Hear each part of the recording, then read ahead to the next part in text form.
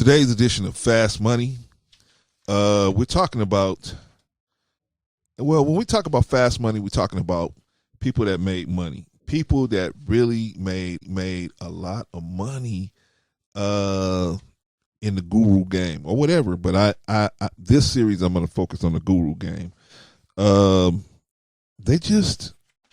They were able to make money, and it was a meteoric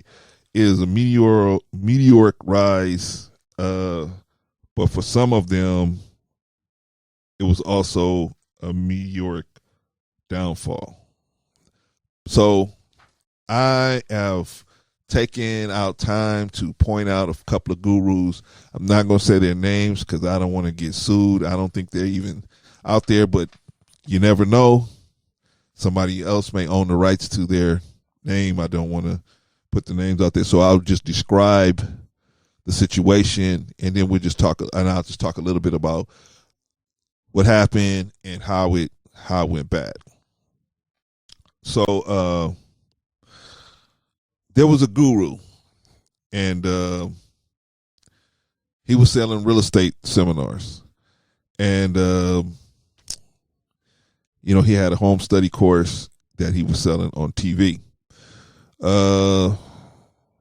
Even had live seminars, everything, because what we're going to go into the tiers of selling, where you start with this level of product, and then it's called the ladder of value. Eventually, you start with the lowest price product, and then you ultimately are trying to continually walk the customer or the prospect up to the highest value product, right?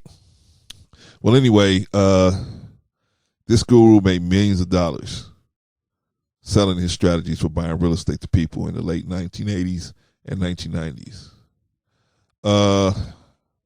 And what he did, man, what he would do was he would just say, he was just straightforward. The guy had really no personality, but he would just get on the TV and he would talk about, and one of the things he did was he had a lot of testimonials. He had a lot of regular looking people coming out and saying, I'm making all this money using this product. I'm making all this money and I'm just a regular person. And that helped him. So what we tell that today is social proof, right? He had the social proof to back it up. I have made a list of the things that most of these guys did that would really help them make a lot of money. And I will go through that list, but at the end of the series. But right now, I'm going to finish talking about this guy. So anyway, the guy. So what happens is, what they would do is they would have a television ad, and what the television ad would do would be have at the bottom of the screen, it would have a telephone number where you could call to an inbound telemarketer, where you called them and you could order the product right there on the telephone with them. We're talking the 1980s and 1990s, before the internet. And so you could order the product through calling and ordering it. And so that's what they would do. And as you ordered that product, they would start trying to upsell you to some other stuff. Well, since you ordering this, Mr. Jones, you ordering this, but we also have this companion product as well, and it really works best when you use it with this product. Oh, okay. So then they would upsell people in the in the inbound telemarketing thing, right? So the person would call. I just want to get the $200 program that I saw this guru selling because I want to learn how to buy and sell real estate, because he made it look so easy, right? So the telemarketer would say, okay, Mr. Jones, I get that. But also, hey, we got this thing about how you can get business credit as well, and you can form an LLC, and you can buy property through an LLC with business credit. Oh, really? Yeah. You don't have to use any of your own money or your own credit. Oh, really? Oh, okay. And not knowing how that process really works, they go ahead and buy that other ultimate product. So that's how the business was done back then. That's how the business was done. Anyway, this guru, he would. One of the things that he did was he was not an eloquent speaker. He was just a pretty straightforward guy. But one of the things he would do is, like I said, he always had people on there talking about how they made money. I'm a regular person. I did this. I did that. I made $42,000 with this deal. I made $22,000 with this deal. I made this with this deal. I made that with that deal. And unfortunately, well, put it like this: life was good. Life was good. I mean, they were able to do this for many, many years, probably about 20 years, starting in the early 80s, to about the mid or late 90s, able to do this for a long time. However, now let's get down to what actually was the problem. Okay, the problem is they would encourage people to do all this buying of all these extra things. Well, they didn't have. Well, first of all, they were telling people that you don't need money to buy real estate. Second of all, they were getting them to get money to getting them to give money, extra money. So like I said, they were upselling them. So instead of coming in there spending $200, they were end up walking out there spending $2,000, right? So now you don't even have money to even work a real estate deal, because you don't even have money for your gas. So you don't have money to do anything because you just spent $200 you don't even have, right? So the whole point is, how do we do this? How do we do this? Not how do we do this? How did they do that? How were they able to be so successful? Well, they were able to be so successful because, like I said, of the pretty trimmings and the different things that they did. When like I said, the main thing this guru did was he had lots and lots and lots of social proof. He recognized that him talking alone wasn't going to get the job done. He had to have other people to come in and co-sign on it. And so that's what he did. He had the social proof with the people coming in and saying, I made this much money, I made this much money. And that really got people to buy. And then I remember I saw him on Home Shopping Network. He was selling on Home Shopping Network. I remember he sold like 1,000 units of his course in like maybe 20, 30 minutes. They sold QVC, was it QVC? Home Shopping Network, one of them, whatever. That he was on there, and it was flying out of there. He had a little total at the bottom. He was just, and it quickly got up to like 1,200 people had bought the course in like 20 minutes. And because I was just curious to see how, if people would actually buy it without actually seeing the infomercials and all of that. But see, they had the infomercial going on. The infomercial was going on all the time. So he was getting the name recognition. So he got the name recognition because he was out there all the time. He was always in front of everybody on TV. And maybe you don't buy this time, but you watch it again. Maybe you don't buy that time, but by the 7th or 8th or 10th time, you're saying, man, you know what? Maybe I need to give it a try. Because I need to improve my life. So anyway, that's what happened with him. And so what happened as far as the downfall? How did the downfall happen? Well, the downfall started to happen when he was promising just way too much. He was over promising and under delivering.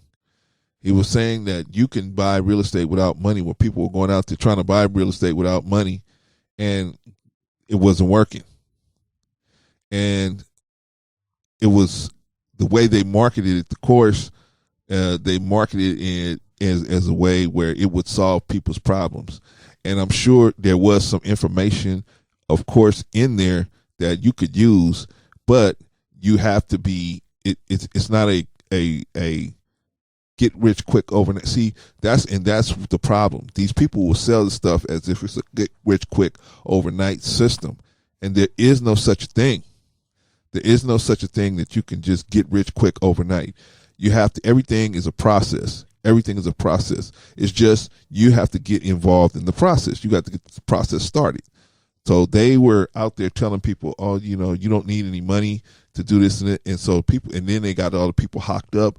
They were selling some of these real estate, these I wouldn't say seminars, but they're the getaways. They have the seminars. They had the course. they had the seminars, then they had the getaways, and they had the retreats. And some of these things cost like $16,000, $20,000, $30,000 to go to attend, right? So now the $30,000 you would have been able to use on a real estate deal, you don't have that now because you spent it there with him. You gave it to him. And is it going to really help you? That's the thing. Is it going to really help you? So like I said, is it really going to help you? All that information, but with no money, how are you going to be able to do it? That was always a question mark to me. But anyway, like I said, the downfall happened when they overpromised and underdelivered. And what happens is these marketing companies, the companies that did the marketing, the companies that did the upselling, they don't realize, or they don't think about the fact that they will say whatever just to get the product out the door, because they're not the ones on the hook. See, when all this stuff starts coming back, it comes back to the cosigner, the consigner, not the consignee. It comes back to the consignor, which is the guru, the people in the middle that are doing the upselling.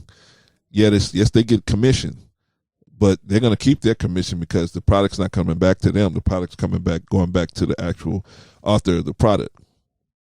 But anyway, he just was promising way too much, marketing to the wrong people. See, this is where marketing makes a difference, because he was marketing to really older people who didn't have that kind of cash to throw away, and then they don't have another 10, 15 years to build up another cachet of cash. They don't have that time.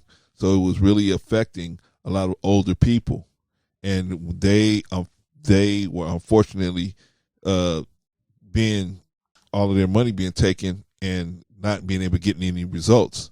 That's why yes, making money is nice, and making lots of money is nice, but you don't want to make it at the expense of the people. You don't want the people to be getting taken advantage of because you're trying to make money. If the only goal you have is to I want to make money. Yes, I want to make money, but I want it to be equal. I want me making money and you getting value to be equal. I don't want it to be I'm making money and oh well you, because I've seen that go bad. I've done that when I was younger and didn't understand what it takes to actually have business going right. And I am Captain Stupid. I've done all of this stuff, so I already know what not to do. I know what not to do. All I have to do is reverse engineer my life, and you can be successful. So I'm just saying, when I saw this person do all of this stuff, and ultimately, all this stuff got him a knock on the door from the Alphabet Boys, the FBI, the ATL, whatever, the IRS. They come knocking on your door, and when they come knocking on your door, they never come knocking on your door with a cake. They come knocking on your door with something really serious in hand. And so you don't want that. You want to be able to make money, sleep at night. See, a lot of people can make money, but can they sleep at night? See, you want to be able to sleep at night. You want to be able to make money, be able to take your family out and not worry if somebody's going to be that jealous of or be that upset that you rob them or take advantage of them, that they want to do something ridiculous to you. You don't want that. You want to be able to make money and be able to sleep at night and know that, hey, I'm doing the best I can for everybody. And in any business, now I'm going to tell you this, in any business, there's going to be unsatisfied people. But this is how you take care of unsatisfied customers. You just give them their money back. You don't argue with them. You don't make them try to prove it. You don't do anything. I learned that working in the corporate world. You just give the person their money back. Once you give them their money back, they're going to be unsatisfied, but at least they'll be, the least that you gave them their money back, they could say, well, they gave me my money back. But if you fight with them by giving them their money back, it's just an ugly situation. You don't want to do that. Just go ahead and give them their money back. So I don't care how good of a business you have, somebody's going to be unsatisfied at some point. That's fine. That's a problem. That's no problem. Excuse me. That's a numbers game. If you serve enough hamburgers to enough people, there's going to be some people that say mine wasn't cooked right. This is this what this happened, that happened. It's going to be, it's just that's just the probability of the volume of people that you're going to do business with. If you hopefully do that volume of business, I hope all of you guys will be successful. I just wanted to talk about these gurus and say this is where they went wrong. Don't promise, don't overpromise, don't underdeliver. You underpromise and overdeliver. And I'm going to go through the bells and whistles even more on a few other gurus. So just keep watching this Fast Money series.